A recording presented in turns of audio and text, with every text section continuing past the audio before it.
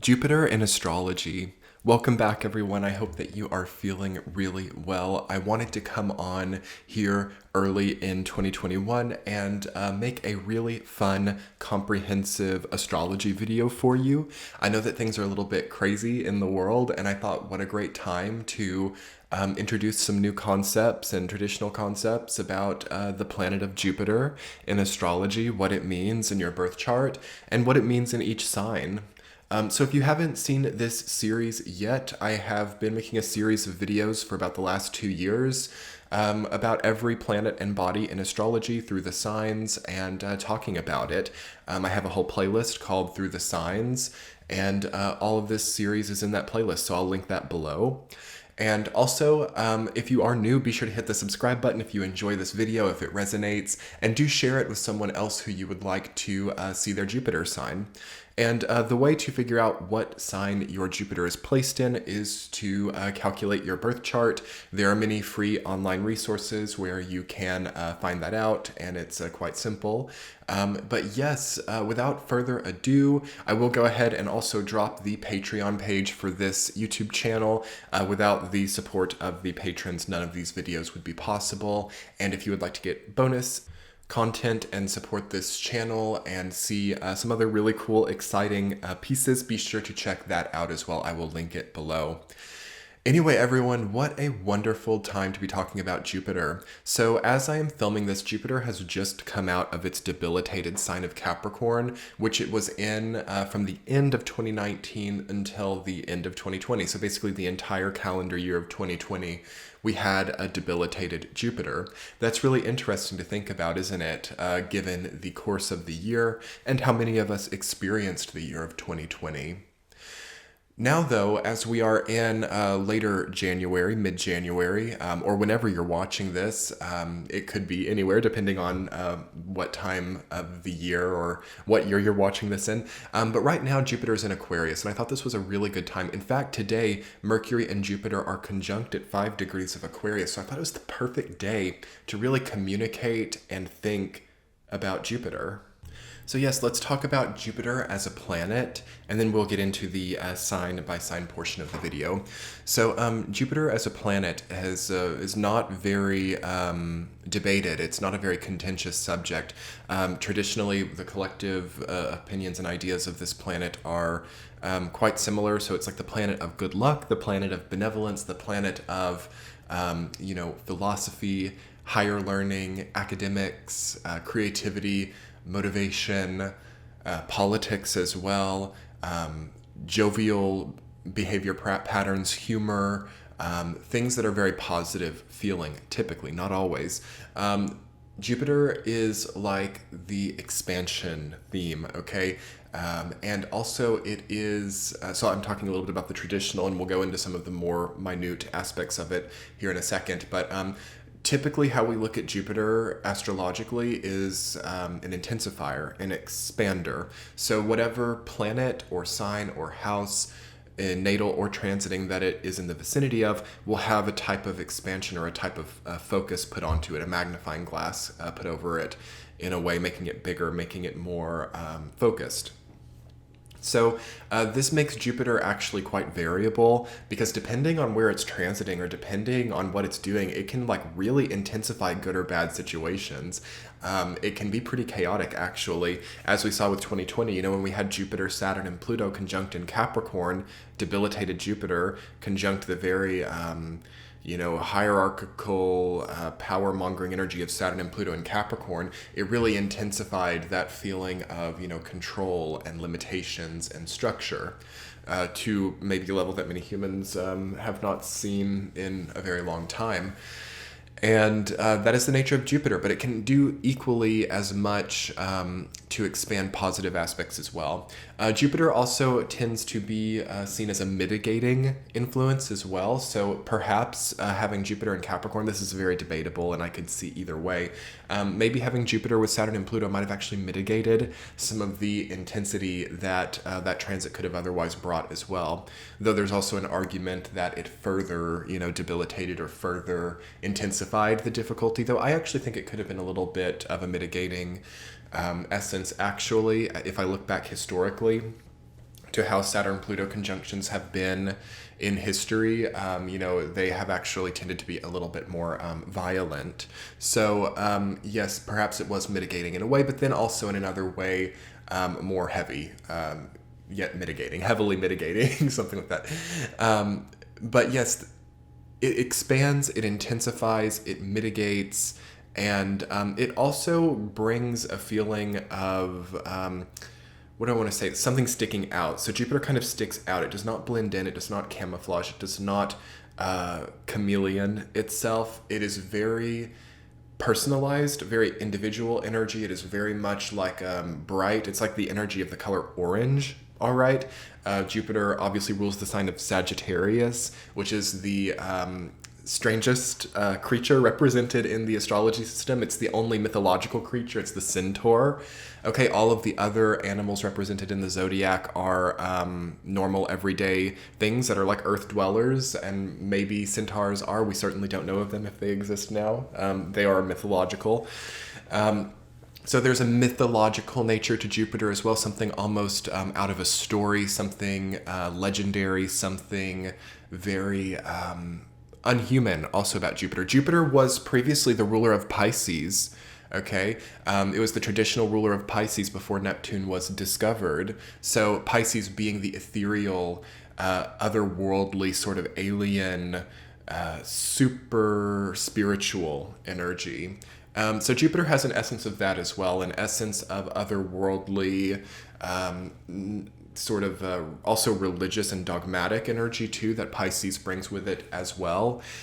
So there is, on the negative side of Jupiter, a sort of philosophical dogma that can come up. Jupiter is also the political planet, so party ideologies, anything that is like a group of people coming together under one thought and sort of becoming enmeshed. Again, this is very Piscean and now more so a Neptunian principle, but Jupiter really is the philosophy itself, and then Pisces and Neptune sort of being the unitary pulling together of a collective. But they kind of go hand in hand, don't they? You can't really have a group or a similar theme without a binding type of philosophy, religion, or dogma. So these things are very... also law comes up with Jupiter too, in the sense of how people are, yes, pulled together or given a more sense of uniformity through common concepts or laws. Without our concepts, without our philosophies, no laws or politics are created either. So they're all based on non-tangible concepts. Also based in tradition, history, and mythologies as well. So that is also a consideration. Nothing about Jupiter is too physical, okay? It's not a very it's a gas giant, you know? Planetarily, it's we don't really know much about what's actually beneath all of that with Jupiter. So it's like the biggest planet in our solar system, of course. Almost big enough to be a star. There have been many times that we've been worried that Jupiter might turn into a star, as it is... exponentially bigger than other planets in our solar system.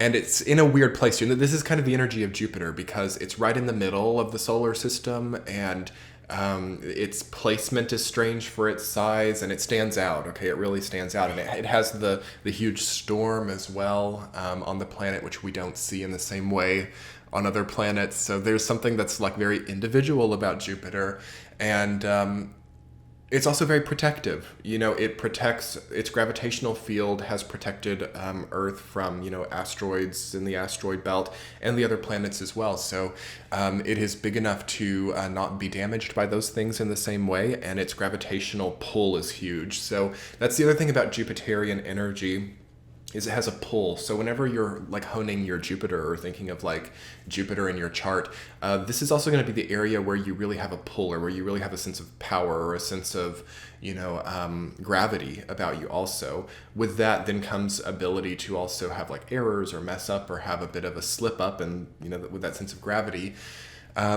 Though usually there is always a sense of luck with well-placed Jupiter. So again, Jupiter rules the signs of Sagittarius, and it is a traditional ruler of Pisces, and it is exalted in Cancer, okay? And then it is debilitated in Gemini and Capricorn, okay? And does not do too well in Virgo either. So thinking of all the opposition axes with the home placements versus the debilitations. Talking a little bit more about Jupiter in the chart, so for the individual, depending on what house it's in is going to make a huge difference, as with all of the placements. Jupiter in the 9th house, Jupiter in the 4th house, Jupiter in the 12th house, all of these are very positive. Jupiter, however, in like the 3rd house, Jupiter in the, thinking of math here, Jupiter in the 6th house, Jupiter in the, Jupiter in the 10th house. These like struggle a little bit more, though Jupiter in the 10th house can also be quite good. Jupiter has, the placement of Jupiter also has a lot of effect on the physical appearance. It is one of the physical appearance modifiers. Jupiter and Saturn both are, as well as Venus. All of the planets can be depending on how they're placed, but Jupiter is going to also show like the shape of your body as well. So a very positively placed Jupiter will tend to create more of a rounded figure. So more of a rounded face, a potential to be a larger person, taller, bigger boned, and just a tendency to carry weight as well. Again, Jupiter is the biggest planet in the solar system. So people with like a very positively placed Jupiter are going to be bigger people. Whereas if you've got maybe a Jupiter-Saturn conjunction or Jupiter-Saturn square, Saturn hitting Jupiter or Mars hitting Jupiter, the people tend to be more thin and lithe and more, muscular and not as soft, okay? And then also the placement of the sign. So a Jupiter in Capricorn is going to be more of a thin, smaller person, whereas like Jupiter in Cancer may be, really just a much larger frame. Okay, so it does have an effect, and basically also how you're read in a crowd. Jupiter really plays a big role in that too. Do you stand out in a crowd? Do you blend in? Are you like a wallflower? Are you the center of attention? What colors are you drawn to? How do you dress when you're in a lot of, around a lot of people? Do you dress in colors like those oranges or those purples, those Sagittarian colors that really make you stand out? Or is it more of a grayness? That is usually always depicted in the Jupiter, because we see preferences, we see philosophies on style, philosophies on clothing, philosophies on styles and trends and shapes and materials and versus other people. So that is a big part of what Jupiter represents. Another thing that Jupiter has a really big impact on is self-conveyance. So this kind of goes along the line, okay, so this is something we don't really think about in this modern time, but this used to be much more of a focus, is like the way a body is animated, or the way that one carries oneself, or the way that one is animated, I would say, is the best way to put it. It's like your spirit, it's your soul essence, it's your, and this can sometimes again be a result of philosophy or a result of collectives where we walk a certain way, or we look up or we look down, we look people in the eye or we don't look people in the eye. These types of customs, these types of norms, these types of sociological and religious and courtly type of theories and ideas are all also ruled by Jupiter. So yes, your Jupiter placement is going to have a large impact on how much you adhere to these things, whether you do or you don't, how much consideration or thought goes into these things. And within that, you also see, yes, as Jupiter is the natural ruler of the 9th house, how you're then received by other people based on your adherence to certain customs, norms, philosophies, and societal, I guess I would say like implements or customs, norms, yeah. So that's probably one of the most important things that I can tell you about Jupiter that's not so typically talked about, is it really is like personal animation. It is the self-essence, and then also the way that is received and seen by others. This is not so personal, okay? It's not like, I mean, maybe for, depending on some Jupiter placements, maybe if you have like Jupiter in Cancer or in the 4th house, this is much more of a self, because again, Jupiter is exalted in Cancer, so it does have something to do with the self, yes.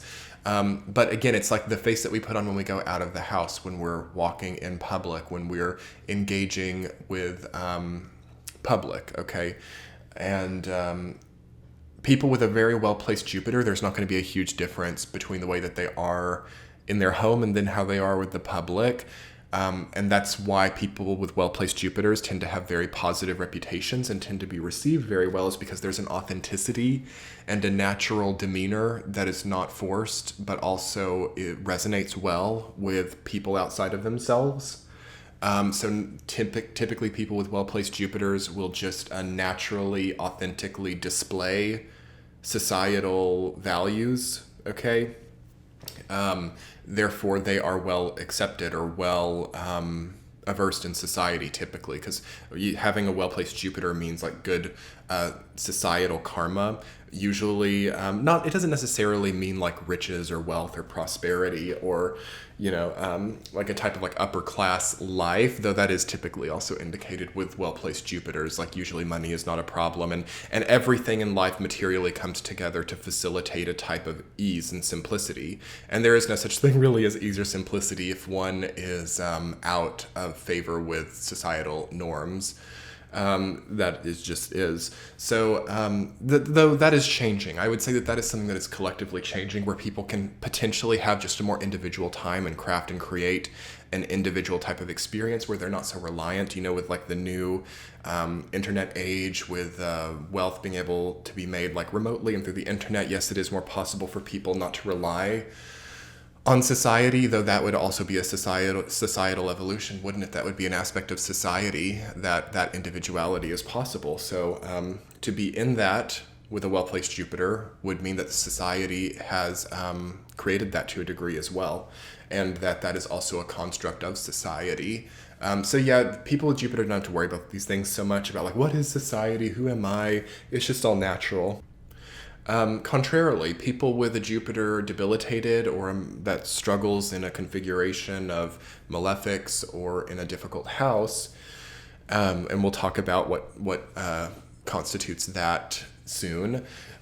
If your Jupiter struggles a little bit more, it is indicated that karmically this life is a lot about processing your own self in comparison to the outside world.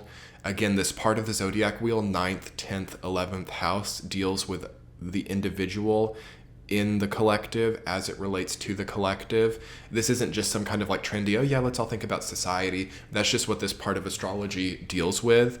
If you want to see more about like just completely personal individual stuff, look at my moon video. Okay, look at my Venus video. Look at even the Saturn video to a degree. Those are all much more. Saturn is not really that either, because it's also the 10th house. But certainly the moon and Venus, and even the Mercury video, many of the other placements are just about selfhood and just doesn't, without even really considering, society. But this one, Jupiter, is about people in the world, okay? People with dynamics coming together and working in tandem. And yes, if you have that more struggling Jupiter placement, there's a lot to process about how I find my way, or how I fit in, or how I do or don't fit in, or how the path that I choose to create in tandem or not with society. There's a lot of quarrelsome processes around that, and perhaps too much focus as well. I will say Jupiter as a planet is not really a huge focusing element, so we don't really think like my Jupiter and that's what I'm going to do. It just kind of like exists. It like really creates a vibration, and it really creates a sort of natural momentum for itself typically. And another thing to work on a lot with a debilitated Jupiter is timing, okay? It is, what's happening at what time? What is the routine aspect of what I'm going through? What is the, at what time or in what format or in what situation do I find that good things are happening? And vice versa, bad things are happening. There's a lot of conscious, because when Jupiter's debilitated, we have to look to Saturn. Jupiter and Saturn work in this weird type of reception with one another, where if we have a very debilitated Saturn, okay, we've got to look to Jupiter. If we've got a very debilitated Jupiter, we've got to look to Saturn and in the chart of the individual, and then we can understand a little bit more about the way to move forward. So just say, as an example, say you've got natal Jupiter in Capricorn, and that natal Jupiter in Capricorn is like, let's just say you were born in 2020 and you've got this Jupiter, Saturn, Pluto conjunct in Capricorn. That's going to be interesting. So in this example, it might not really be the best example, actually. As Jupiter is debilitated, we look to Saturn. Saturn is well placed at home in Capricorn. So where this person can make up for the difficulty of sort of like indecisiveness, of not knowing how to place themselves, as the people in that year will probably really struggle with, who are born in 2020, not really knowing how to place themselves ideologically, societally, or, geographically even.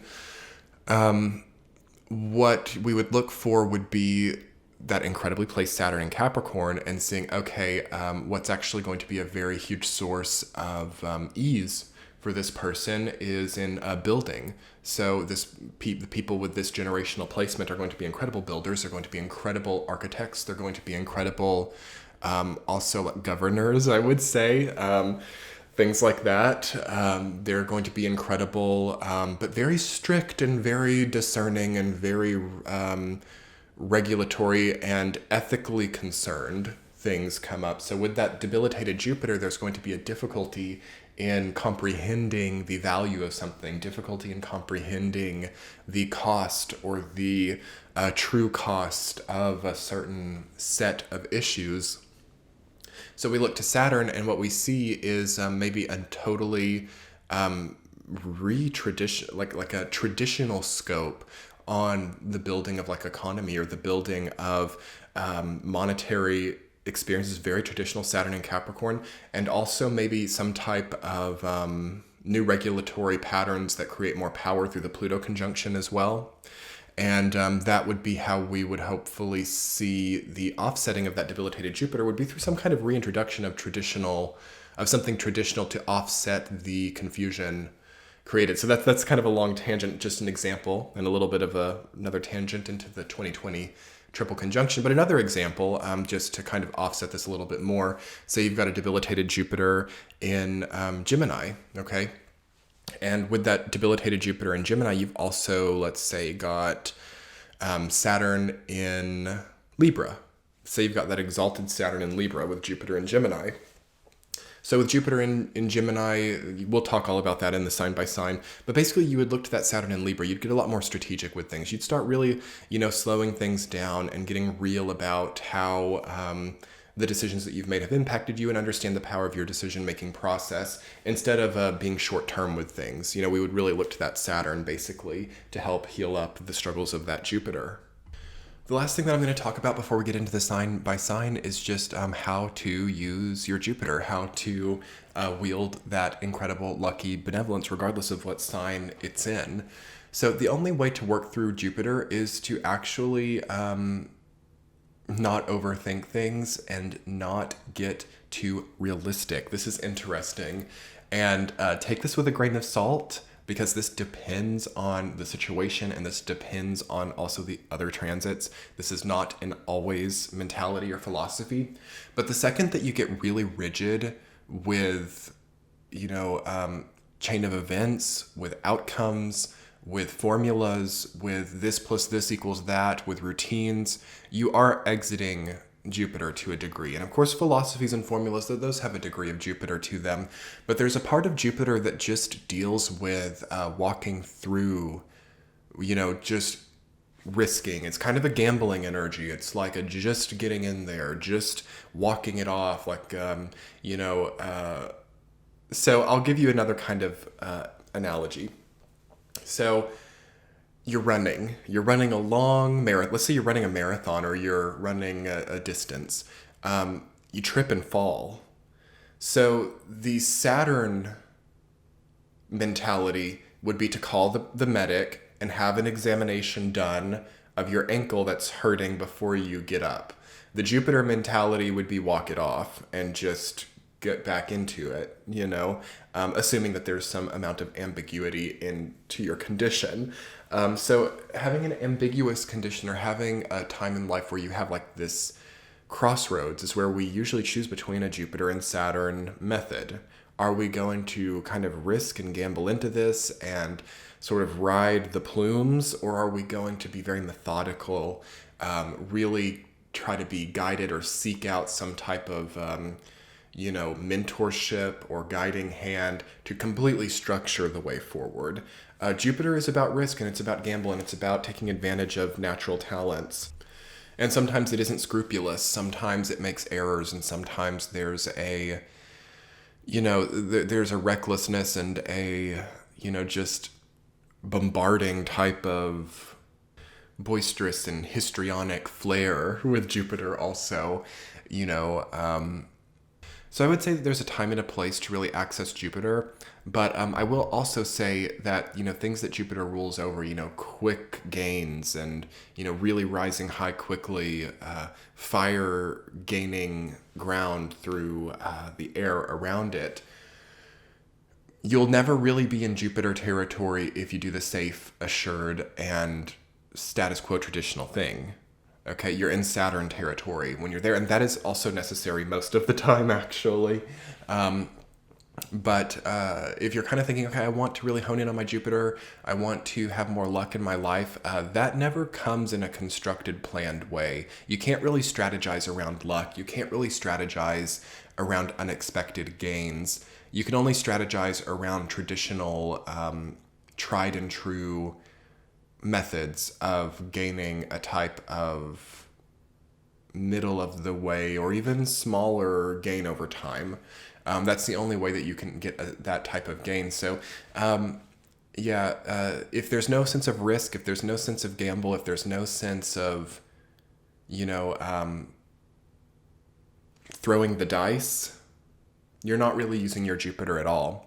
Likewise, if that's all that you're doing, it's going to be a problem too. If there's no real method, if there's no real, manual and process of, you're not using Saturn. It's about balancing the inner Jupiter and Saturn, which are quite good analogies just for different psychological and chemical drives within the human condition and experience, as that's a lot of times what we use astrology for.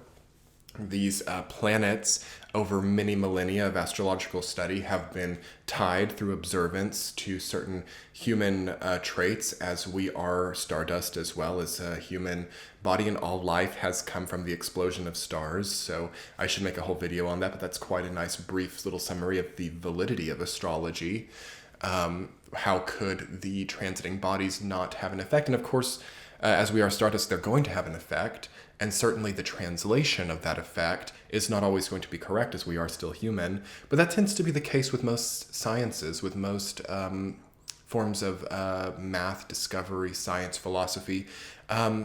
It's only really as correct as people believe it to be, and as correct as many, many years of observance and patterns create. So this is all very Jupiterian talk as well. Let's move on, though. Let's get into the sign to sign and talk about Jupiter through the signs. Okay, Jupiter in Aries, starting off with a very fiery, very exciting, very visceral and cinematic energy. Let's see, so very aggressive. This is Jupiter in Mars's sign. So this is a very masculine, forward moving, pioneering energy. It's kind of also very adventurous. So I find that this is also a very natural placement too. So definitely careers in archaeology or exploration or charting some kind of new territory is really good. Going to places that are not inhabitable.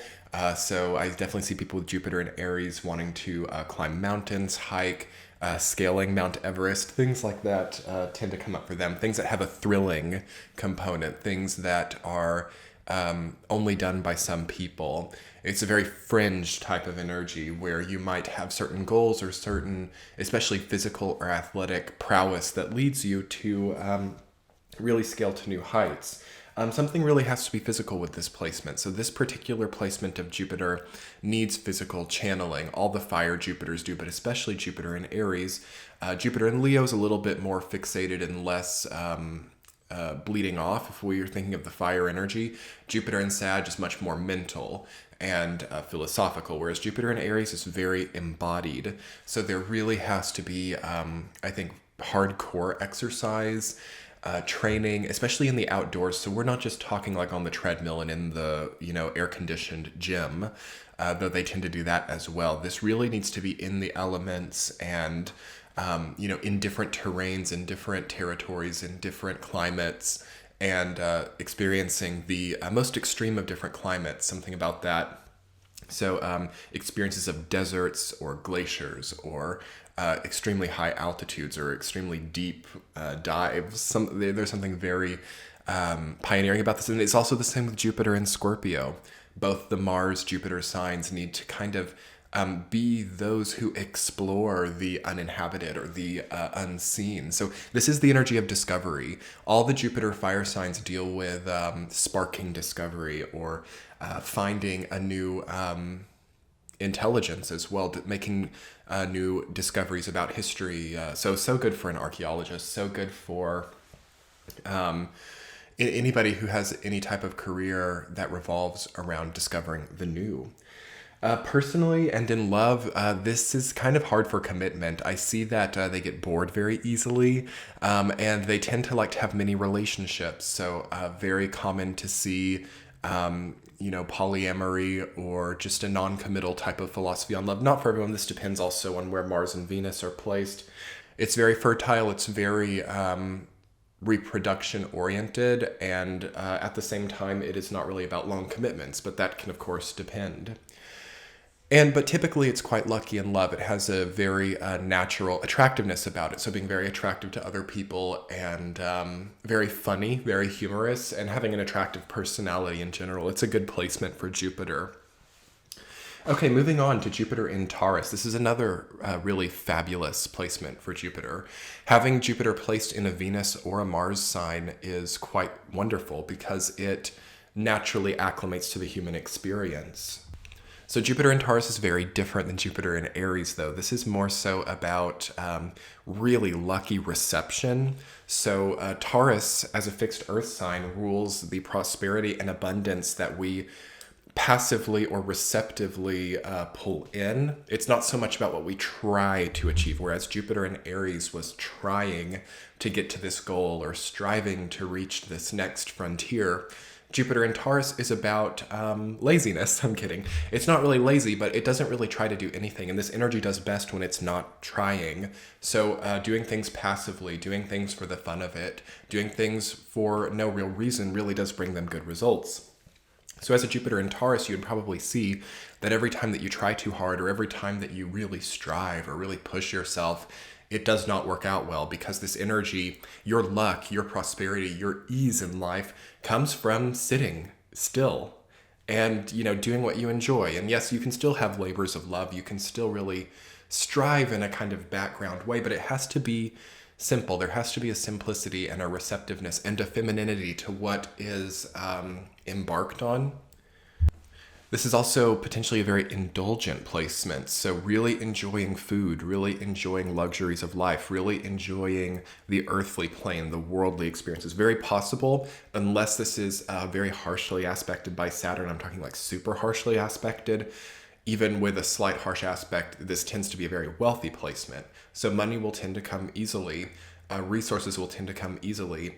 Houses or anything in the material plane, anything relating to the second house in astrology, which is possessions and easy money received, very direct reception of money, the money you work for, the money that you inherit in some cases, and the money that is assumed and expected in the second house. Also, anything relating to materials, so your furniture, the material your house is made out of, the clothes that you're wearing, the materials of your surroundings are also all about Jupiter and Taurus. And there's going to be a lot of good luck for this placement in really refining and focusing on those things.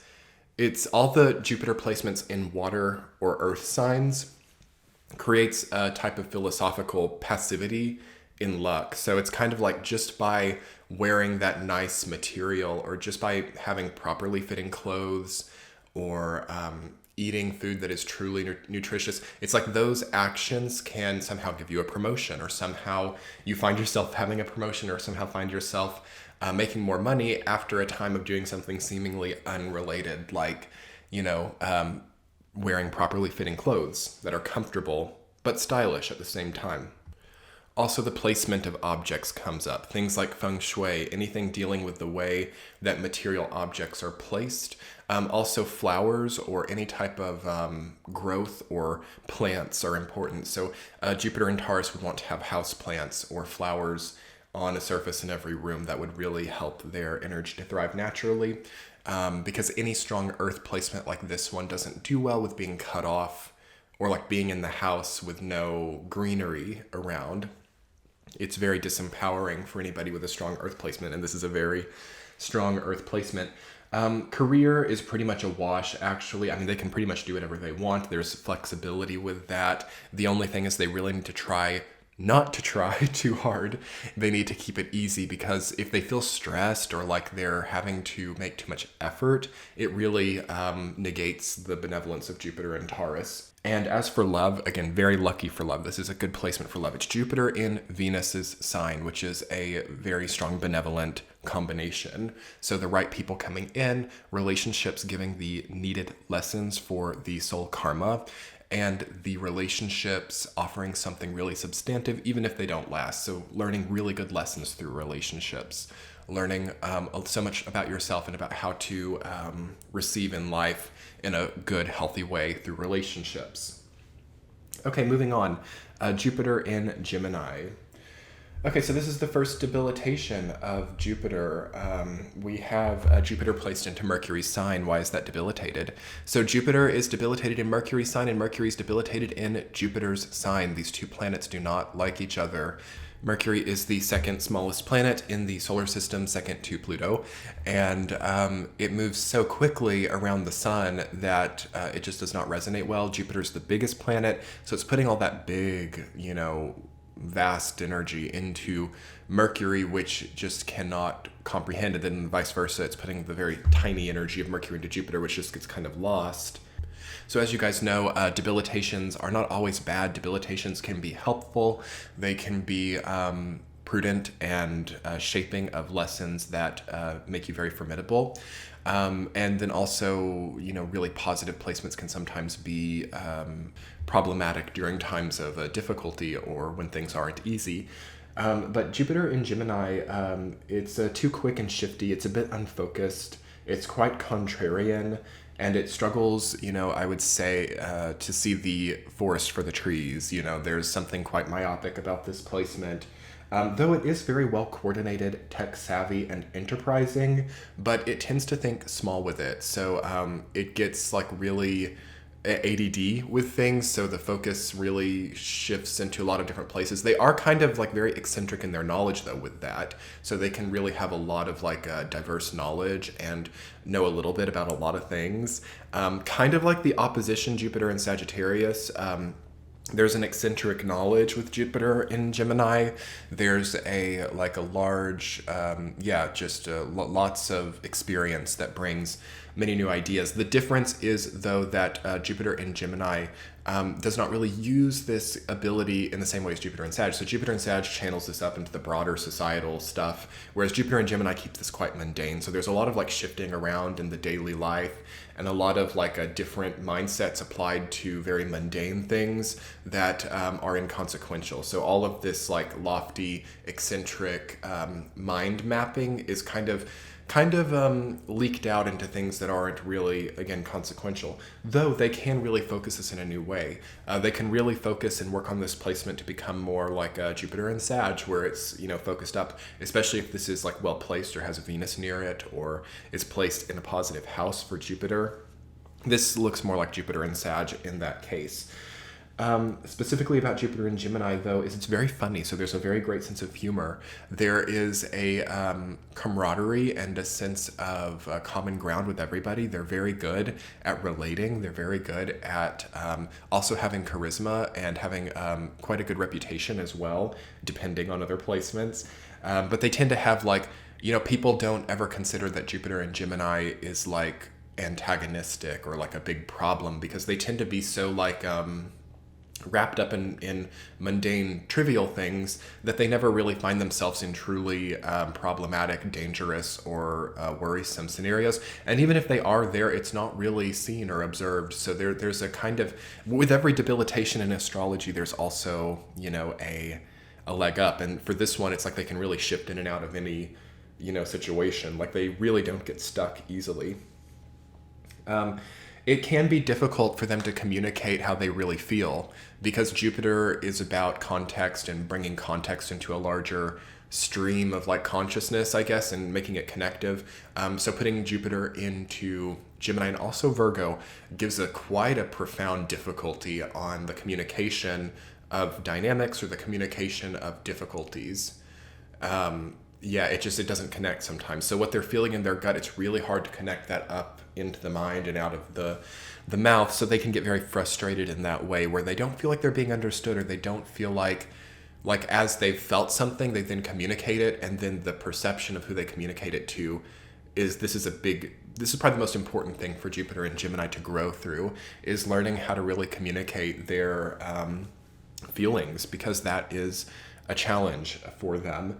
But once they do really focus on that and really try to decomplicate or uncomplicate the array of focuses in their lives to creating that sort of mutable, frenetic, complex, and unfocused energy, once they really develop their own identity and slow things down, then it feels that they can really communicate well.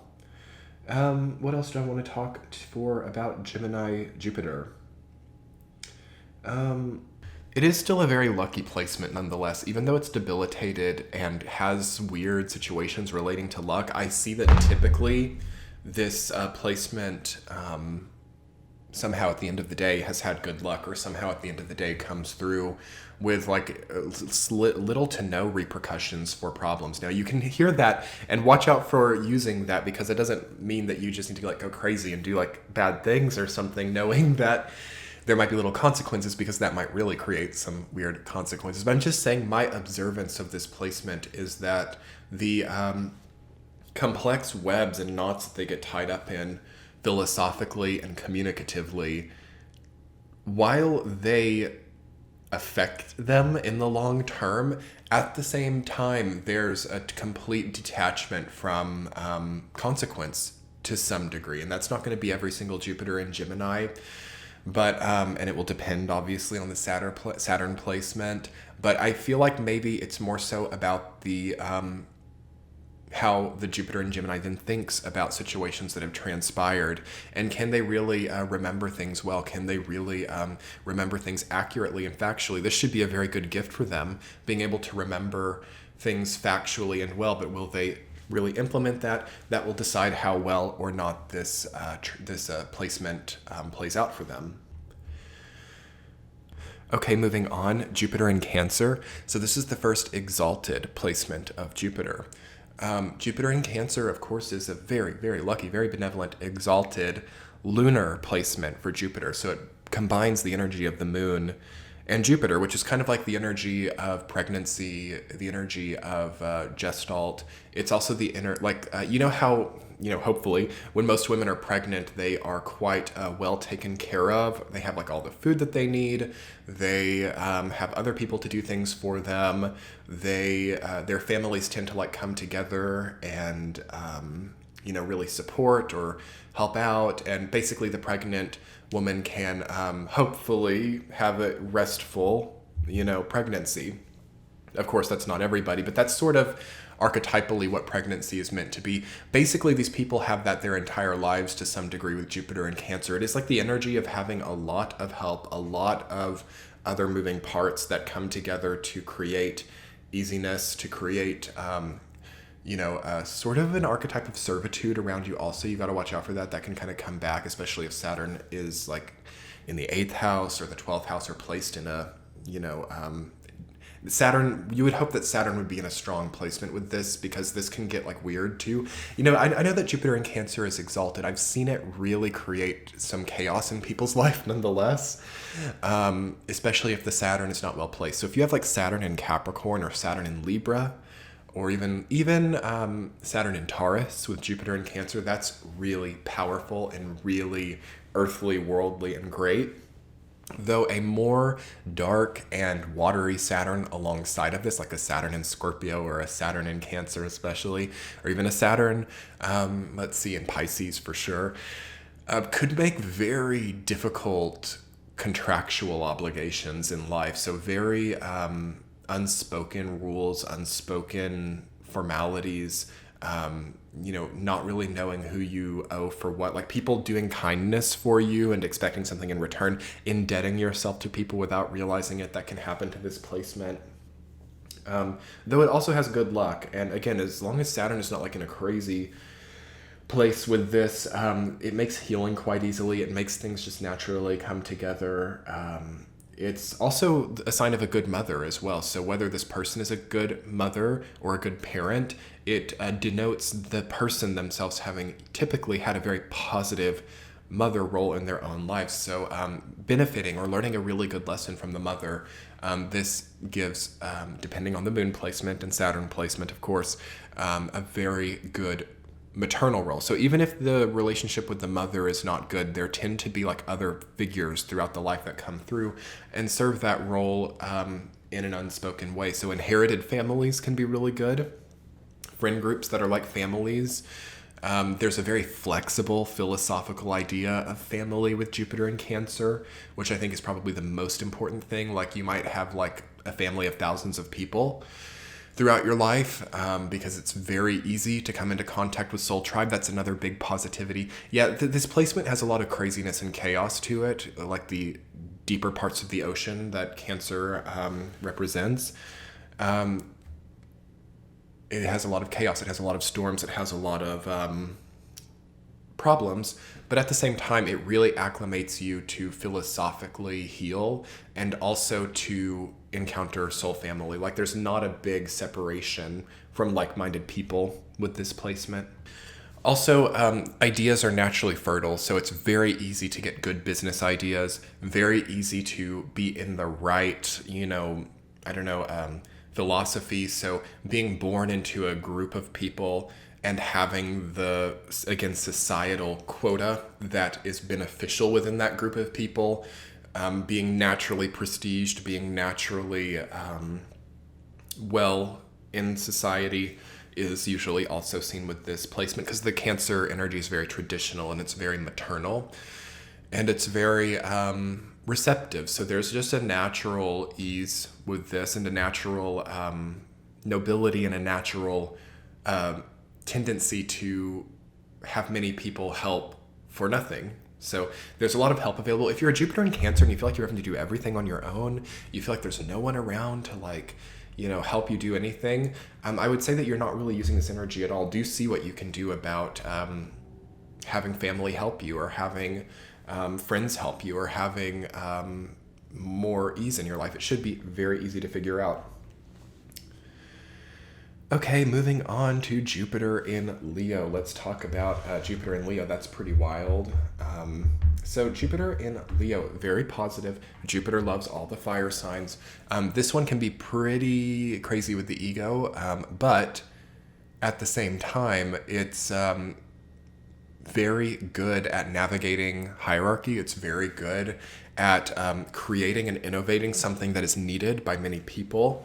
And it also has very good ideas about how to, create a series of events that accomplish a goal. So not necessarily creating the goal. Like Jupiter and Leo can struggle creating the goal, but once the goal is set, they're very good at filling in those gaps and very good and lucky and benevolent at achieving a set goal. This makes them really perfect project managers, especially if it's on the Leo-Virgo cusp, because that's getting towards like Jupiter being conjunct Regulus, which could mean that a life in politics or a life in, high corporate systems or something very, again, like human and egoic, would be indicated. Just leadership in general, leader capacity, leaderhood, leaderhood, whatever we want to call it, would be indicated with Jupiter, especially late in Leo, but anywhere in Leo, because this is the sign of, rulership and the sign of, kings and such things. So putting Jupiter there gives a lot of luck when it comes to being in that vicinity of energy. What else is good for Jupiter in Leo? It's very playful, okay? Very strong with animal magnetism, very attractive, very, very easy time of dating, typically with Jupiter in Leo. I don't know if anybody has an easy time of dating, but if you could, it would be with this placement. It's really good for making new friends, so you want to watch out for getting a stale friend group. You want to watch out for really rigidifying or fixating the people in your life. This needs like turnover. This needs to meet new people. This needs some type of like movement. All the fixed signs, especially with Jupiter moves really fast, even though it's really big.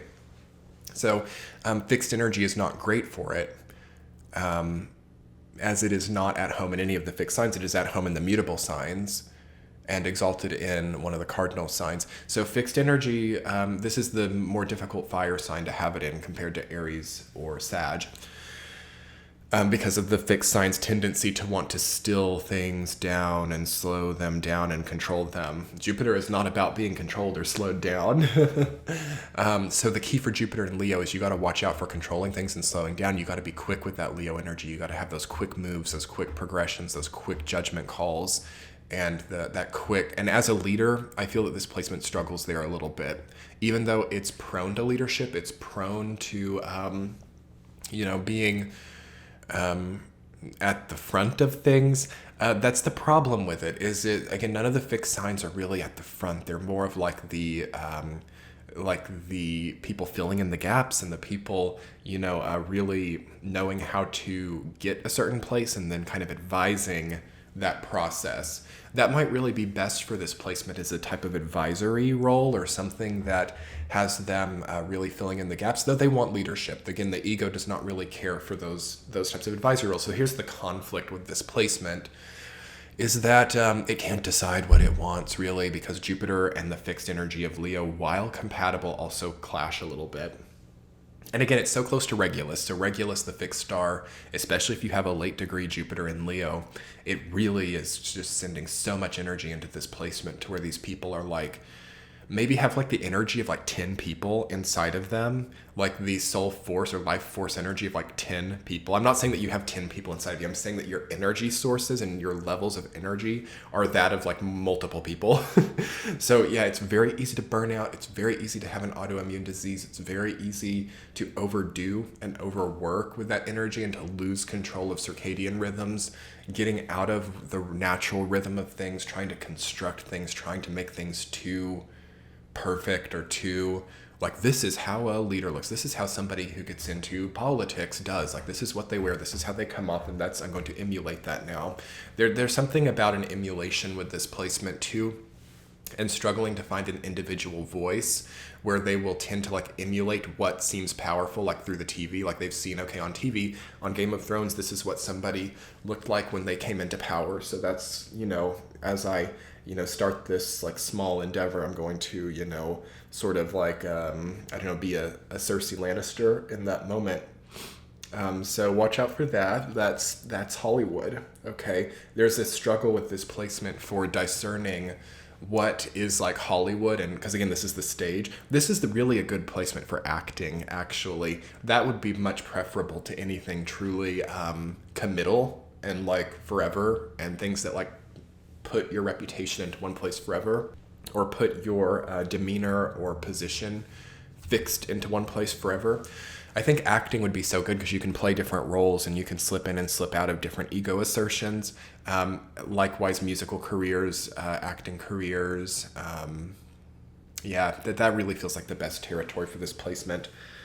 Also, like entrepreneurs and business owners, because I see that you could also maybe shift into different industries or have different markets or have different businesses maybe that also give you an ability to shift quite a bit. This placement is demanding a shifting of the fixed energy of Leo. So you go into one role, you fixate, you put things together, you accomplish a goal, then you shift out into another role, combining that mutable energy of Jupiter with the fixed energy of Leo. Also beware of appearance obsessions. There can be a narcissistic appearance obsession with this placement too.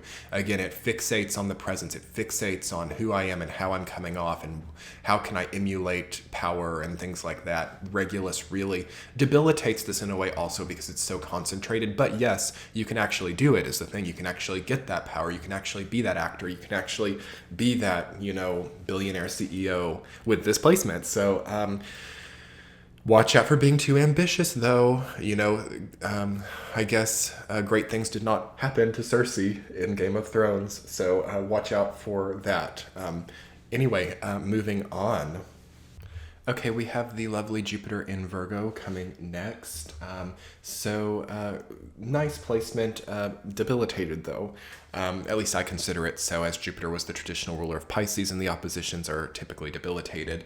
So maybe it doesn't feel quite as debilitated nowadays as like Jupiter in Gemini or Jupiter in Capricorn. But it's a little bit debilitated, as like we said with Jupiter and Gemini, Virgos should definitely listen to Jupiter and Gemini because that would be similar, as they're both ruled by Mercury. It's too small. The energy is too focused. The energy is too fine-pointed and perfectionist. If you're like seeking for perfection with Jupiter energy, it's not going to be the case. There is nothing too fine or coordinated or calibrated about that. It's more of a broad, big energy. So if you could imagine, I guess, I don't know, trying to go into the storm of Jupiter and, with the microscope, it's like very, it's never going to get you anywhere, you won't really understand much about Jupiter. So that's the thing with Jupiter in Virgos. They sometimes take on too much. They have a certain philosophy about cleanliness and organization and how things should be organized that can be way too time consuming. It's like major workaholic energy, but they do get good luck with that. And yes, they can get really high in a career. They can make very good livings.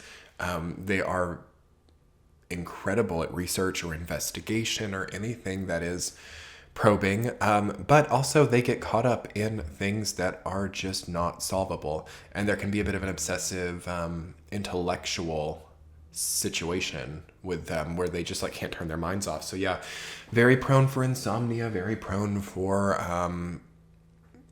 any type of just overthinking. It really has to get into the body. So getting out of the mind and getting into the body is an essential for this placement. Also travel. Okay, so Jupiter is also the planet of travel, and Jupiter in Virgo makes a lot of commutes maybe, or a lot of moving around a lot of different places. Also Jupiter in Gemini, and that might be experienced as somewhat of a hassle. I think that Jupiter in Virgo needs to maybe try to do more meaningful travel to heal up some of those karmic issues. And I also think that Jupiter in Virgo needs to have the restrictions lightened up. So the self-restricting mentality, this self-effacing tendency needs to be rethought. And I think that they just need to really maybe get more entrepreneurial with what Jupiter in Virgo is doing and have an easier time of things, like a less constrained schedule, a less constrained situation. But sometimes they don't really want that either. Sometimes they don't like free time. If there's one placement in the zodiac that does not like free time, it would be this one. You would think that everybody likes free time, and they might think that they do too until they actually get there and they're like, well, gosh, what do I do now? I see that they kind of struggle with that, where they will create too many hassles or create too many projects or create too many chains of events to where they don't have any free time, because the mind does not feel comfortable in this expression when it's not doing 1,000 things at once. There's a big discomfort to really just like lay down and look at the ceiling, or to just like sit and not do anything. I feel like they always have to be stimulated. There's some need to like always have a screen in front of them, or to always be cleaning. Like they sit down for 10 minutes, they're like, okay, well, time to sweep the floors for the second time today. Watch out for caffeine. Watch out for anything that stimulates the mind. Is not recommendable for this placement because the mind is moving so quickly as it is. So this really needs to have that chamomile tea. This really needs to relax and calm down and slow down a little bit. So really good for slow long-term projects to help this. I don't know, long puzzles that take forever to do. Anything like that. Long-term goals are very easily accomplished. That's the positive side. They can do anything they put their mind to. But does it become an addiction, putting your mind to things? Is there an ability to decompress with this placement? Because without decompression, there's no room for really exciting things to come in. So this can be like forever managerial. This can be like forever at that like middle place if they can't allow a bit of free space to usher in new experiences for them. And it is hard for them to do new things. It feels like they get this sort of reference point, or they get this sort of thesis or philosophy on life that they do not like to really get away from. Although Virgo is a mutable sign, it is not very adaptable in what it considers to be organized or clean or the way to do things. Once that's set, that tends to be set for a Virgo. So Jupiter is going to expand that. It's going to make a lot more little capacities for the way to make a bed, or the way to clean an oven, or the way that things should be placed in the house, like these small mundane sixth house things. Also the time schedule, the work life, things like that become very philosophical and become very ornate. There's an ornate structure to the managerial aspects of life. Moving on, let's talk about Jupiter in Libra. Okay, Jupiter in Libra. So, really strong shift happens at this part of the zodiac. The energy of Jupiter starts to modify a bit and become much more elevated in its procedure. So, the experiences of Jupiter by Jupiter in Libra are more so of an internal but also elevated mentality. So, you might not be seeing the expression so physically with Jupiter in Libra through the end of the zodiac to Jupiter in Pisces, but it is more of a, mind-oriented experience of life. So yes, there is usually a very positive tone to the lives of Jupiter in Libra. It's not to say they don't also have their fair share of struggles, but there is a very attractive quality to these people. They're very, cautious when needed, and also very quick on their toes. So themes of balance, themes of decision making, themes of discernment are really lucky for Jupiter in Libra. This is a placement that can create a sense of celebrity. This placement can create very positive marriages, very positive business partnerships, very positive sort of political experience as well. So like politics of the office, politics of acquaintances, politics of any different circles are usually very well, navigated by Jupiter in Libra. There's a natural diplomatic tone of speaking. There's a natural appeal. The way that they dress, as Libra is ruled by Venus, so it deals with the physical appearance and expression as well. The way that they dress is usually very beautiful and very refined. But also not boring. It's not a boring or plain, but it is beautiful, yet understated in a way too. So you really have the full package with Jupiter in Libra. Also with Jupiter in Sagittarius and Aquarius, the last air and fire signs of the zodiac are very auspicious for Jupiter. So there is typically a sense of full package, a sense of like jack of all trades, an eccentric type of esteem. The ability to be well experienced in many different circles, in many different echelons, in many different dynamics. This is also like Jupiter and Aquarius too, though. They're very similar. Jupiter and Libra to differentiate, though, whereas Jupiter and Aquarius would maybe really focus on, different echelons, different collectives, different global connections as well. Jupiter in Libra is more so about navigation, and more so about like the personal navigation through that, whereas Jupiter in Aquarius would be more like the direct focus onto those more macrocosmic themes. Nonetheless, Jupiter in Libra as an air sign as well does really well in the creation and navigation of those more from the individual level. Okay. Also for Jupiter in Libra, it's very good communication. So the voice is very nice. This is like having Jupiter in the 7th house. So flirty. It is also very good with, any type of dating. If this is not aspected in a negative way, this says that these people are probably not single for long unless they want to be. So they're very sought after. They're very maybe fantasized about by others. So they're like they have a very dreamy quality as well. And they can really have whatever they want whenever they want it, but will they let themselves participate in that is the question. Is nonetheless, even though this does well for discernment, any Libra placement shows a difficulty with choices. Okay, so having so many choices, having so many options. This placement creates a lot of options, huge options, and it is really hard to maybe partake in it all. You know, being at a huge feast, how much do you want to eat? What do you want to eat? It's sometimes sad for people who don't feast often to choose what to eat, you know? So I think the key for Jupiter and Libra is to just keep replicating the table, you know? Don't really watch out for Jupiter and Libra with cutting yourself off or preventing yourself from having options because of the discernment process that comes with options. You're really meant to be in that phase where you've got a lot of things in front of you, a lot of choices, and you choose with your own capability the best way forward. Sometimes Jupiter and Libra will detach from that a little bit and just try to, you know, keep things as linear as possible as a cardinal sign, you know, and just push through and even find disempowerment in the sense that choices are made for them.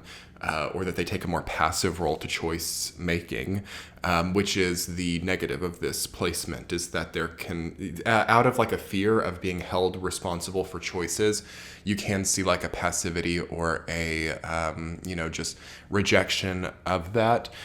So if you do feel like you're in that place where you don't have that many choices, I would just really stop it, you know, because that's very easy to get out of for these people to very easy to, create your own business or to create your own platform.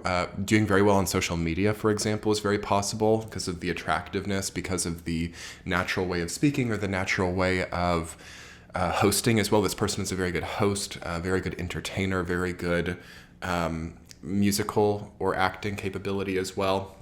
Very photogenic, okay? So those things will always open up doors for this placement if they're feeling a little bit stuck. Modeling, I would see like modeling with this placement, absolutely.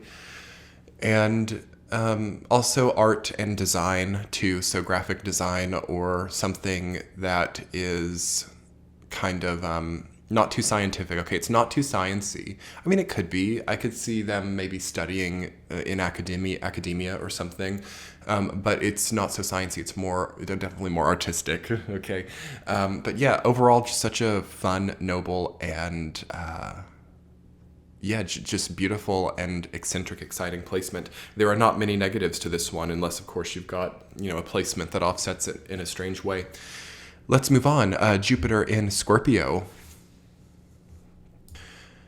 Okay, big change. Not that big of a change from Jupiter in Libra, actually. There is still that prevailing sense of options. There's still a kind of like very mental, more elevated into the mind experience of life. It's not as physical, it's more mental, more of a psychological game for this placement. Jupiter in Scorpio, it's odd. It's a strange placement to think about and talk about, really, because what you see is definitely not what you get. It magnifies that sense of like Scorpio mystique, that sense of Scorpio darkness and psychological prowess and ability to really dig deep and investigate and focus and reveal new once hidden factors of anything. So it's very investigative, and it expands all of that, and it kind of can be sort of like the Marie Curie effect, I would say, where, it's like you might really innovate some cool new sciences like the X-ray, but then you can also get that like radiation poisoning as well. So I see this placement for a lot of people, and not to freak you out, this is absolutely not all Jupiter and Scorpio people, but I see a lot of Jupiter and Scorpios working in dangerous fields. So careers in like investigation, or careers in some type of science that puts you into contact with like dangerous chemicals or something along those lines. There's a lot of knowledge in this placement, or more so than knowledge, it's a desire to figure out what is not known. So a desire to push into darkness, or to push into an area of the unknown. So it's going to always be that way to some degree, even if you're not that scientist working with dangerous chemicals, or you're not that detective working with like murder cases or something like that with like really dangerous, dark situations. If it's not that, it's going to come up in other inconvenient ways. So in relationships, you might really be like prying into the psychology of your significant other. And to distinguish, this does not feel so toxic to the Jupiter and Scorpio native. It's not so much like they really realize what they're doing. It's almost like this sort of driving force from within that seems to be good. Because again, Jupiter gives an element of benevolence. It gives an element of like, okay, this is a lucky thing for me to be participating in. Without this type of energy, nobody would really, find like the X-ray or find discoveries that are dangerous to find, but very helpful in the long run. So it doesn't feel this way to the Jupiter and Scorpio native. For any of you dealing with the Jupiter and Scorpio, this is like good to know. This is what's tough, and this is kind of a tough thing for the energy of Scorpio in general, but it's especially visible with Jupiter, is the issue of like, do they realize how much they're prying? Do they realize how much they're like kind of being toxic and invading my privacy or invading into an area that is not meant to be seen by them? What gives them the right? What gives them the authority? There's something about invasion of privacy. There's something about, what pushes us to do that, So for any of us dealing with Jupiter and Scorpio people, it's important to know from their perspective, this is not what that seems like. This seems like a sort of like life force use. Like they are just compelled at an instinctual level to find out things. So if you're in a relationship with somebody with Jupiter and Scorpio, you wouldn't really expect to have secrets, okay? And if you maybe have that secret or have that affair or whatever, that secretive thing, that's a very dangerous place to be with Jupiter and Scorpio, because this placement also denotes a bit of difficulty with controlling impulses or a difficulty with self-control. It's a big thing with Jupiter and Scorpio, because Scorpio is a very controlled, small, yet potent energy. And to be expanded to the level of Jupiter makes it really lose its effect. So you can see psychological problems with this. So like, yes, control freaks, sociopathic tendencies, anything in that territory is a possibility. It doesn't mean if you're a Jupiter and Scorpio listening to this, you absolutely do not necessarily fall within that, but you probably have had experiences of people like that. And what is also possible with Jupiter and Scorpio is a lot of luck in psychological healing, which I think is a part of every human's journey to some degree, even if there's not like, any type of scientific diagnosis, and that's not what I'm here on this channel to talk about. Of course, this video is for entertainment purposes, and we can only, speak as people about these things in a type of, just in a common way. But it's really a part of every human condition to go through certain hyperfixations within psychological experiences and to, work through that. And these Jupiter and Scorpio has to work through a lot of that. And they then also tend to have to really work through a lot of other people's experiences too. It's hyper empathetic. Also, I can see autoimmune diseases as a result of too much empathy, as a result of the psychic fallout of other people. It's very prone to chronic illness. It's very prone to any type of chemical imbalance as well in the body. So hormonal issues. Or that's why I also say autoimmune disease, because that's very chemical. That's very possible with Jupiter and Scorpio, because there's something about the magnification and polarity of Jupiter mixing with the chemical scorpionic energy that creates maybe too much creation of something. And that can get dicey when we're talking about the very finite, very controlled and intelligent systems such as the human hormonal systems throughout the body. The slightest expansion or contraction of those things unnaturally can have devastating results, and that is oftentimes what the energy of this placement is like too. The last thing that I'll talk about with Jupiter and Scorpio is the building of power. Okay, so it is a building and an expansion of power, or an expansion of life force energy. With this type of person who has this placement, they will like really ebb and flow, really go extreme on one side of the scale and the other when it comes to how they're emotionally focusing and working with purpose. So yes, absolutely. You can see like struggling with extreme poverty and then eventually being the billionaire CEO, or, going from a life where you're having no control over yourself to like maybe being a world leader or something. Like there are a lot of things like that that can also start when Jupiter is at this place in Scorpio and it's transiting, which we just had in 2018.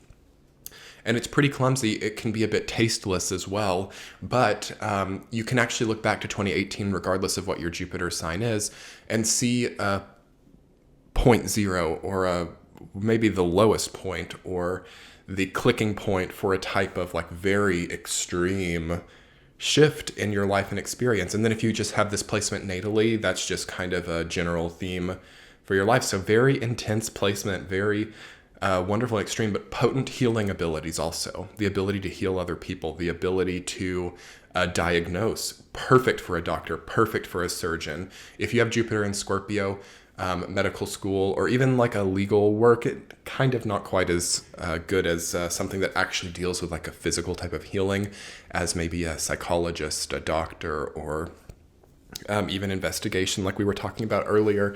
But it's really great for revealing hidden things and for healing through that revelation. So, wow, Jupiter in Scorpio. Moving on to Jupiter in Sagittarius. Okay, Jupiter in Sagittarius. So, yes, Jupiter's home sign. Jupiter rules Sagittarius, and this is what we all associate Jupiter with. So the energy of luck, the energy of expansion, the energy of optimism, the energy of worldly endeavors, higher learning, academia, higher forms of self-expression, certain artistic themes, artistic expressions as well, culture, philosophy, concepts, theories, forming a type of overarching influence, motivation, and a connecting point for humans. So that is basically the energy of this placement as well. It's quite non-physical feeling. So the energy of Jupiter in Sagittarius is so conceptual, so theoretical, and so high up that it's hard for humanity really to work with it. It's quite divine feeling as well. So in some people, this placement can kind of fall a bit flat because it's not very accessible.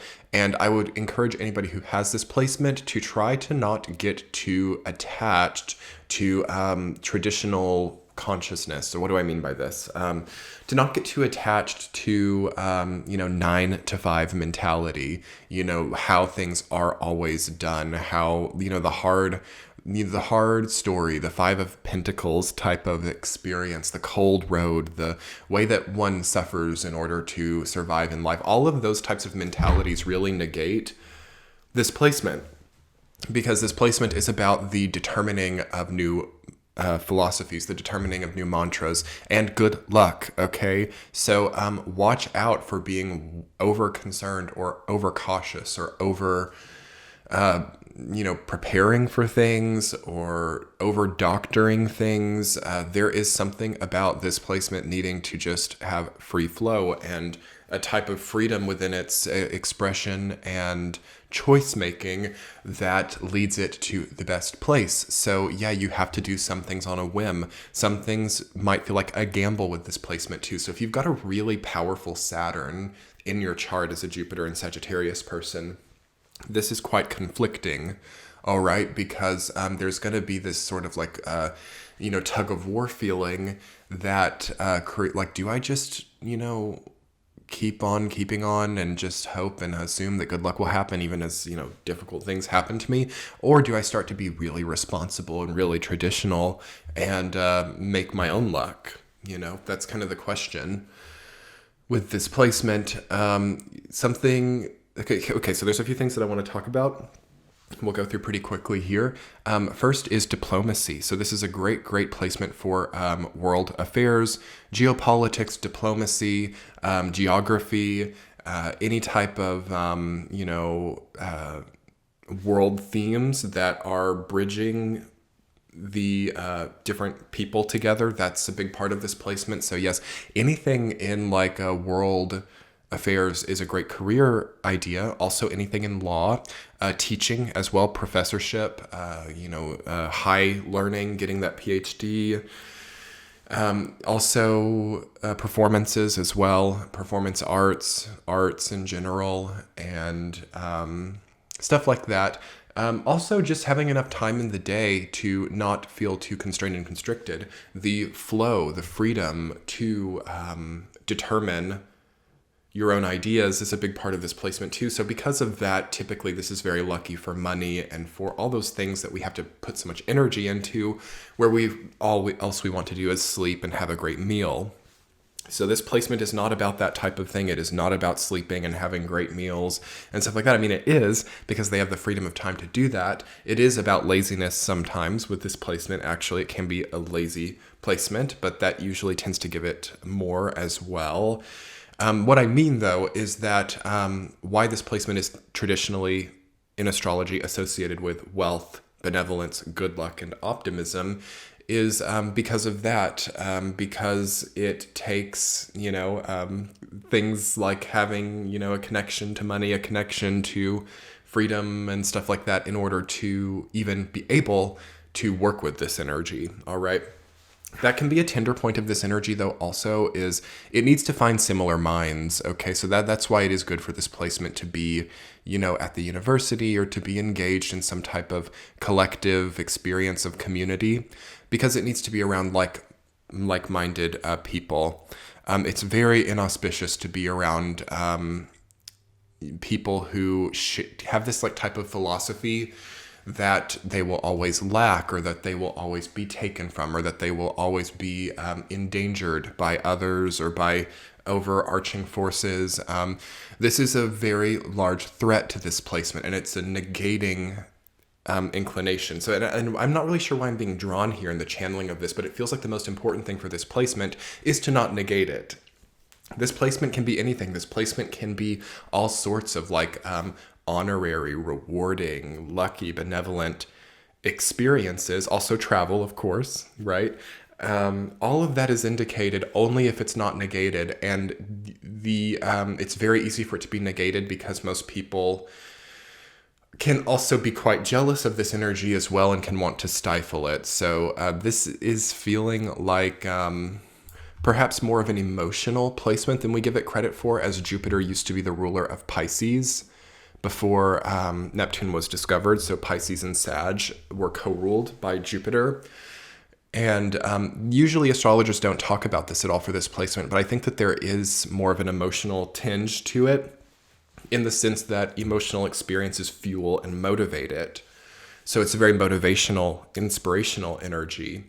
And it seems that maybe through going through harsh experiences of fear, perhaps seen in other people, it really creates this bright, hot burning energy that can only ascend, or can only, through such a small amount of choices, choose to not negate what this placement offers.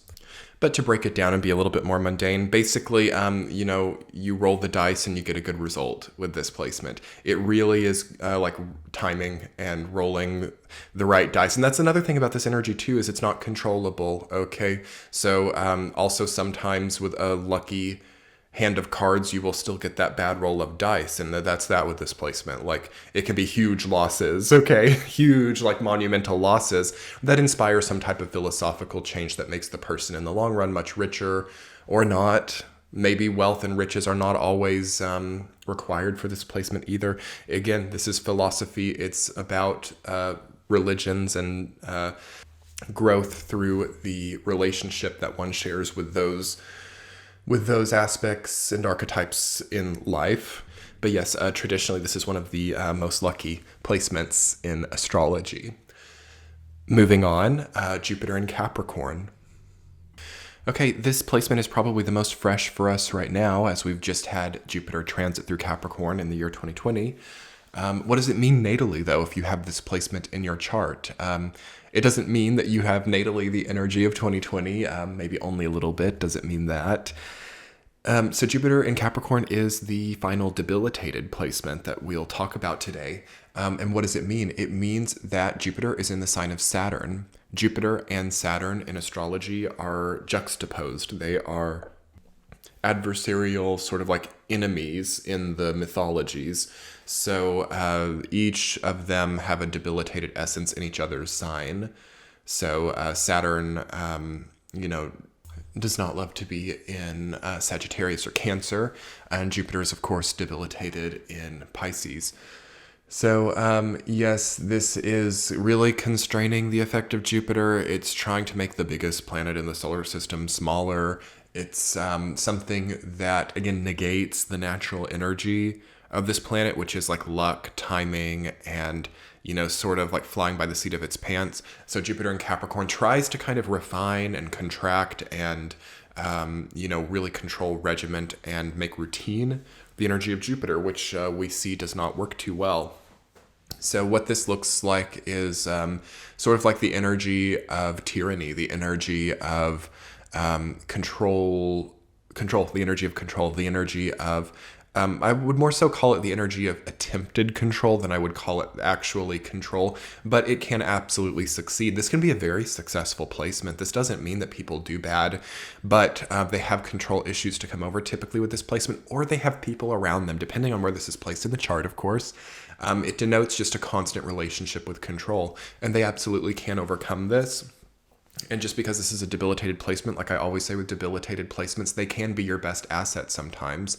They really can be great gifts at times. Likewise, very wonderful placements can mess you up at times too. It depends on the other transits or placements. But I can pretty much say that anybody with this placement has a control issue going on, whether it be personal or vicarious.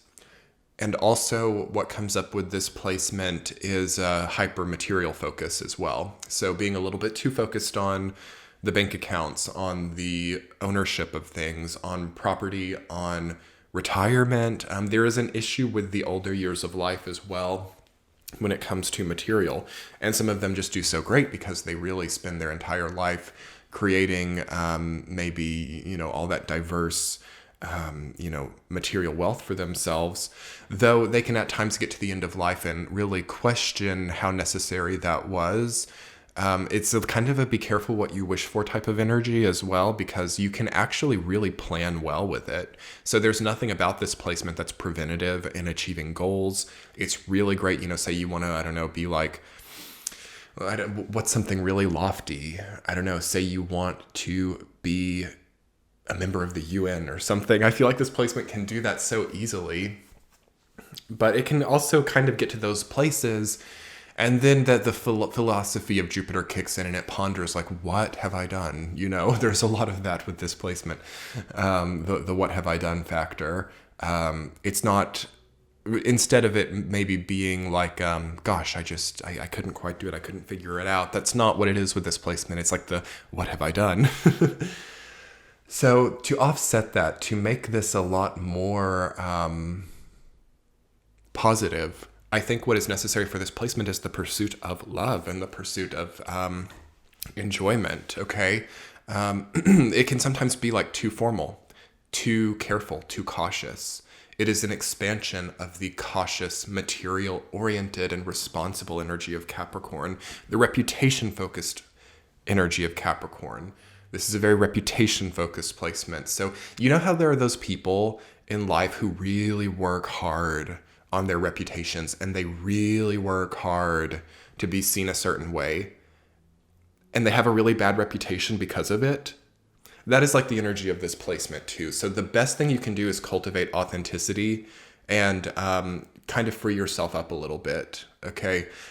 Because the 10th house and Jupiter don't mix well together. Jupiter is about the current of life and luck and humor and laughing and popularity through kind of wild and funny things. Where again, yes, Capricorn is the esteem and popularity through what do I want to say? Through having worked really hard, through having been really smart, through having not really made friends or not really having, created a type of unpredictability, but by doing everything perfect, and also by doing things the way others do them, how things are done, how one is successful, the things and formalities and hoops that are jumped through to be successful. That's like Saturnian, Capricornian success. And Jupiter is too big to be jumping through hoops. Jupiter's like making the hoops, it's not jumping through the hoops. So that's where this placement gets really confused, is because it starts to mix those things together. It's like making its own hoops to jump through.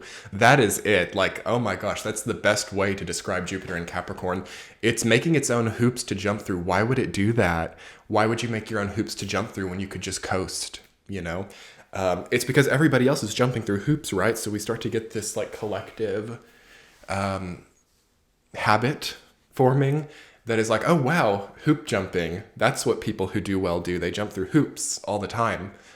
And why not just add a ring of fire around one of those hoops and really up the stakes and like do it on a motorcycle? That's when you start to then that's the danger of Jupiter and Capricorn, is things that actually the stakes start to get really high and people start actually getting outside of safety with it too, especially with like power plays. It's the energy of power struggles and the energy of governance as well, and the energy of reputation becoming a platform and stuff like that. So it's a very political placement too. As Jupiter in Scorpio, Sag, Capricorn, and Aquarius, 8, 9, 10, and 11 energy is very worldly and political. So Jupiter in Capricorn is right in all of that. And that's just one of the reasons I would say why those types of endeavors and people also are not really well received, is because it is like the energy of Jupiter and Saturn combining together, which is just like a lot of friction. So I wouldn't expect for that to ever change in humanity. That seems to sort of be archetypal at this point. But bringing it back down to the individual and back down to, personally going through Jupiter and Capricorn, because I don't want to freak you out. This is tough. This is strong. This is materially capable. This is really good with routine. The best thing that you can do with this placement is to free yourself up a little bit, okay? Maybe remove one thing. Maybe really get a new expansive philosophy about how much it is that you have to do to get by. How much work do you have to do in order to get by? Can this be easier? Can this be a little bit nicer while still embodying the work ethic that you feel is essential to your growth? It's about that perfect middle zone and not depriving yourself of love and happiness, okay? That can also happen with this placement. Also, Jupiter and Sagittarius can do this too. And Aquarius, this 3 section of the zodiac. It can start to get philosophies around deprivation, especially this one. The other two can be either way. Like, you know how certain religions deal with deprivation? So like fasting or depriving yourself to feel better. That is a Jupiterian type of philosophy stream, okay? It's a type of philosophy that works with the chemicals of the body. And yes, we've observed over time that people who deprive themselves become more sensitive to stimulus, therefore smaller stimulus is more satisfactory, and they end up needing less, and they end up not being so insatiable, and that is a benefit. But also in this era, I feel like it's not completely, but it's a little bit more unnecessary right now. That could change, and there are times where I think that's warranted. I'm not totally against, especially like moderation. Like there's nothing wrong with that, absolutely. Because if we can't moderate ourselves, then we're absolutely insatiable and all progress is out the window. But again, it's not about that complete extreme on either side, about either complete deprivation or complete indulgence. It's really at that middle ground of moderation. So with a bit of moderation, with a bit of love, and a middle ground between work ethic and laziness, this placement can thrive. Okay, moving on, let's talk about Jupiter in Aquarius. Okay, Jupiter in Aquarius, Jupiter in Uranus sign. That's what we have right now as I'm filming this video. Brand new, we have Jupiter in Aquarius transiting. And what a change from Capricorn. It's hard to adjust to it actually, and it's going to take time, but this is Jupiter in Uranus sign, what used to also be Saturn's sign before Uranus was discovered. So Depending on which methodology you like to use, whether you consider this, again, Jupiter and Saturn or Jupiter and Uranus, which I consider it Jupiter and Uranus,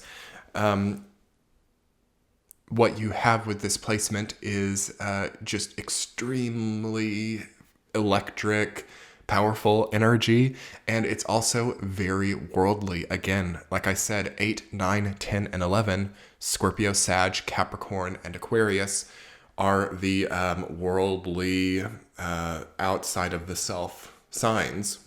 So this Jupiter and Aquarius energy is about openness. It's about really understanding the theme and the setting and adjusting properly. So if you can imagine that you're traveling the world and maybe you're going to different regions of the world geographically every week, and you're going from different climates and different terrains and different settings, like maybe a really cold, snowy region to like a tropical rainforest, and then to like an urban sprawl within a period of 3 weeks. This is like the energy of Jupiter and Aquarius. It's a constantly like shifting environment with lots of people. This is a very, very probably one of the most social energy combinations that exists in astrology. So keep that in mind. Also Jupiter in Gemini as well, but especially Jupiter in Aquarius because it's 11th house, it's above the energy, so it's much more collective than Jupiter in Gemini. So if you are having this transit in your chart, or if you're a native of Jupiter in Aquarius, it's natal, do understand that this is a very social, very, very social, and it's really important to travel. It's really important to experience different geographic regions if that's possible, because there's something about drawing the dots through different stimulus. Also, this gives really good luck for changes in life as well. Even though Aquarius is a fixed sign, I'm thinking of the alchemical tendency of the Aquarian archetype to pull from one thing and put into another. So I'm thinking that Jupiter there really expands this like here and there attitude. I'm pulling the energy from this place, and then I'm going to this place. I'm getting this job here, I'm saving up, and then I'm going to go do this research project over here on this side of the world. And there's a lot of that type of thing. And there's also a bit of mental illness with this placement too. Not for everybody. Again, this is like a stream of consciousness. This energy is like a stream of consciousness as well. Jupiter in 11 in Aquarius is a stream of consciousness. It's constant, like, what do you call it? Flood of ideas, flood of thoughts. So the thoughts that are coming in are really emphasized, and you can really choose, is this going to be like a positive flood of thoughts, or is this going to be a negative flood of thoughts? It's a very chaotically neutral energy, okay? Very, very neutral. This is the energy of like chaotic neutral, Jupiter in Aquarius, and really magnifying it, really take it to the next level. So this is a very trial-oriented energy, kind of like the trials of Hades, the various Greek and Roman trials that existed in the mythos of the gods, where random trials would be gone through almost as a sporting type of event. There's something sporty, there's something athletic, there's something competitive also about this energy. And it's just like a lot, like it's not very still. It's a fixed sign, and that's what's so confusing about Aquarius as a sign, is it's a fixed dualistic sign. And it is a wild card. Aquarius is always a wild card energy because it is that. It is the only fixed sign that has a symbolism of duality. So it's a 1 and a 2 at once. And putting Jupiter into this creates this like type of like shifty, riddleistic thing going on where you just really can't predict for it. You really, so this is not a very predictable life. And whereas astrology is great, also Jupiter in Aquarius is going to expand astrology and make astrology probably more popular. Aquarius is the sign of astrology. Jupiter is also a sign of studies and fun studies as well, and science and learning. So astrology is very beneficial for Jupiter in Aquarius, but maybe not so much predictive astrology. I don't think that this is a placement that you would want to predict too much for.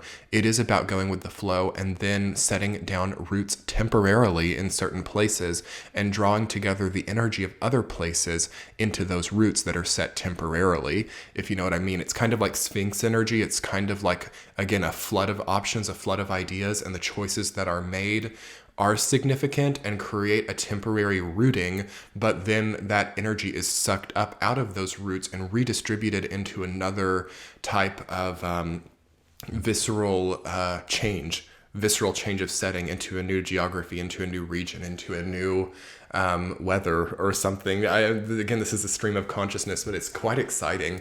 Again, we've just left the human condition as well, going from Jupiter in Capricorn to Aquarius. I talk about how the signs Aquarius and Pisces are like robots and aliens because Capricorn is the last human energy. It is the elderly phase. It is the stage before death. So Aquarius and Pisces represent the part of life that we are not so conscious of, the stage of like going out of the body. So Jupiter in Aquarius is going to, again, focus that a little bit more. So it's having this placement means that a lot of life is about the unseen, unspoken moments and about the impact that those have on you and about how you allot yourself or not freedom and movement. So it's very much about movements and traveling and changing locations and changing things while retaining a fixed type of overhead throughout that. So that's an important consideration for this transit. And I've not talked solely about Jupiter in Aquarius transit, but try to apply some of these messages to that. Watch out for weighing yourself down too much, but also that middle ground. It's a fixed sign. You can't abandon what you've come from, but it's got to be given a new setting. Okay, Jupiter in Aquarius. Wow, what a lot to try to channel through. Also, any type of overarching chemical issue with the body that we discovered in Jupiter and Scorpio comes to a head with Jupiter in Aquarius and Jupiter in Pisces.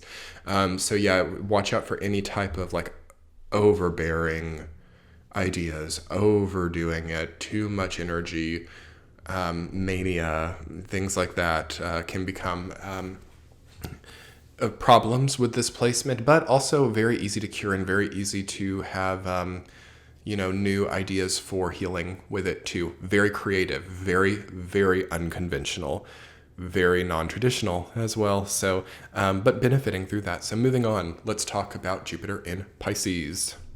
Okay, hello, Jupiter in Pisces, last sign of the day.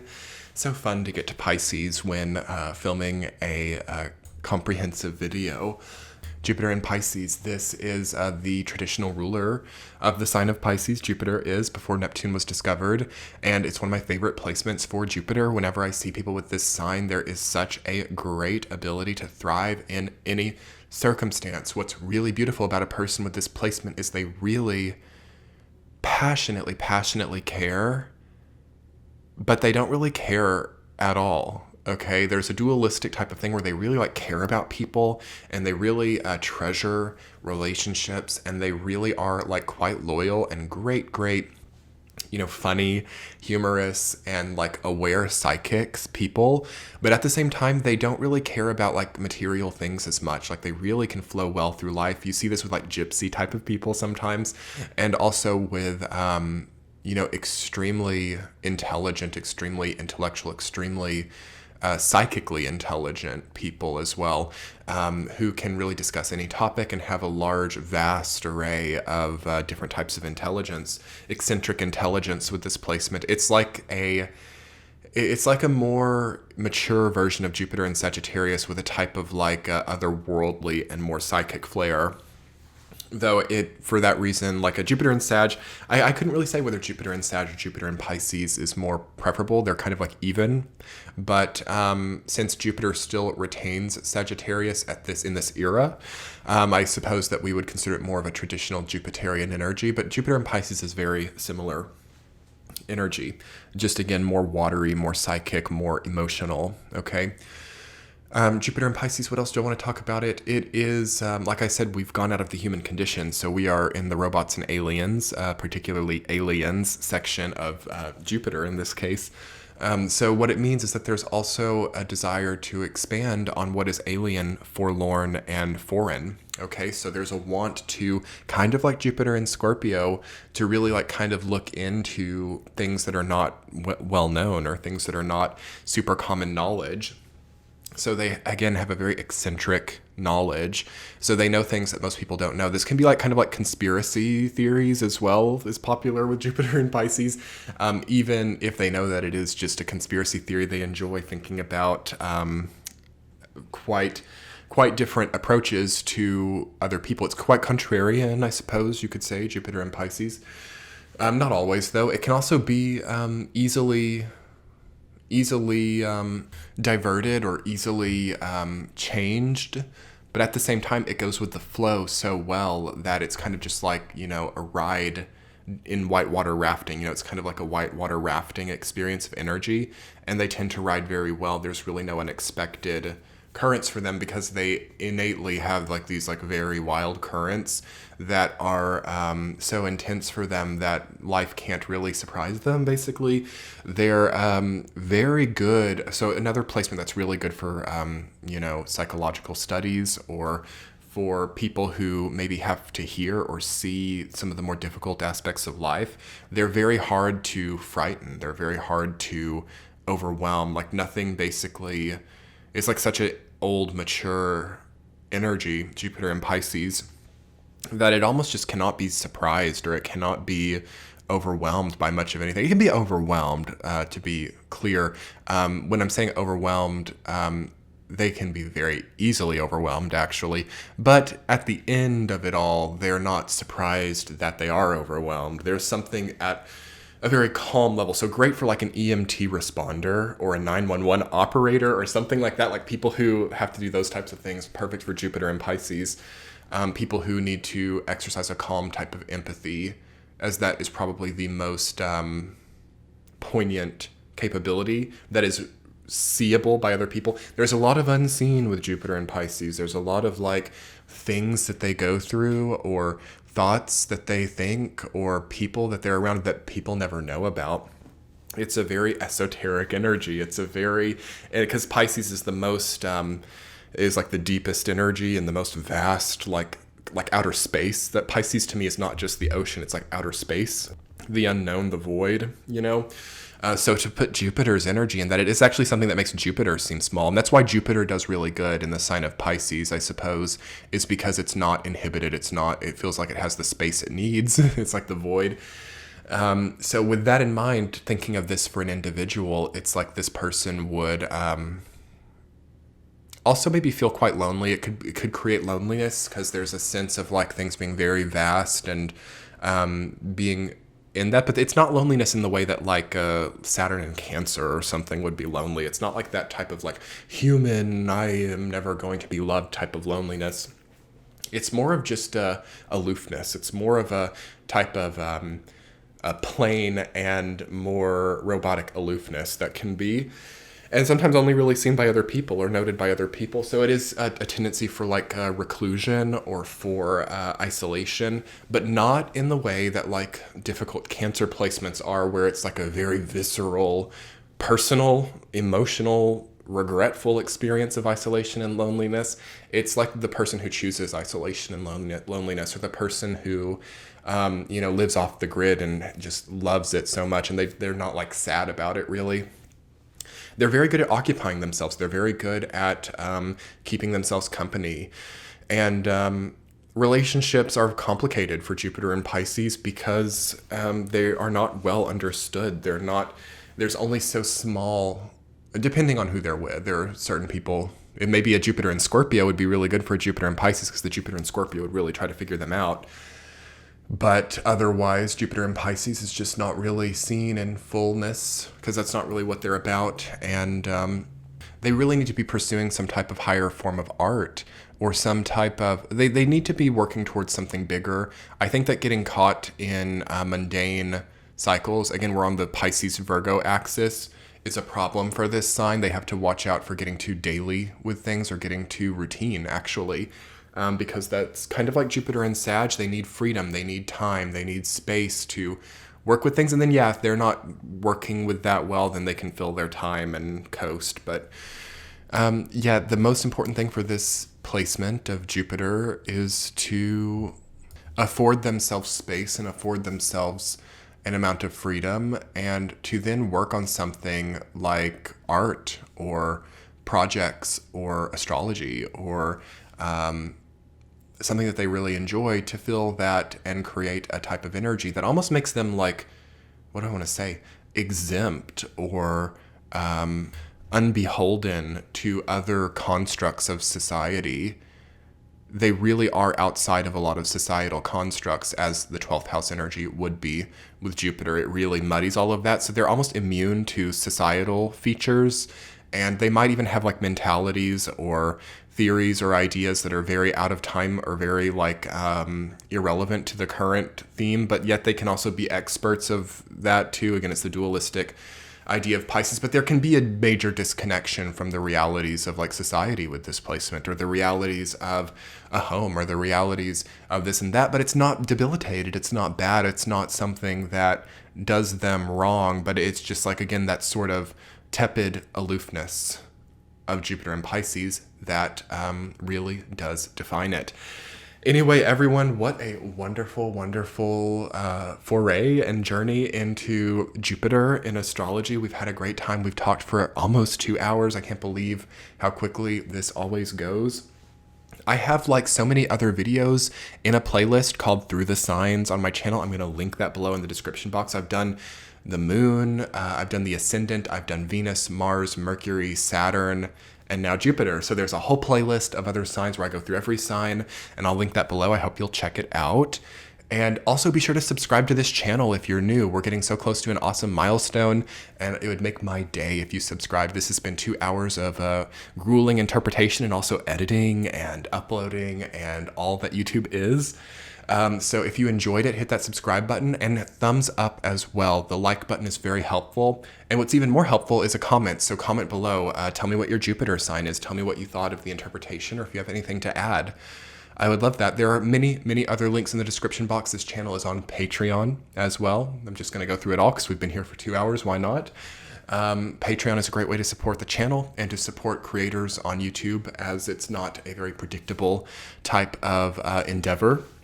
So you can absolutely check that out if you are interested in bonus content or anything else. And yeah, that's pretty much summing it up. Thank you so much, everyone, for being here. I hope you enjoyed getting some ideas about Jupiter in this incredible, incredible year of 2021, or whenever you're watching it. Much love, and enjoy your time and getting to know your Jupiter placement more. Much love. Bye.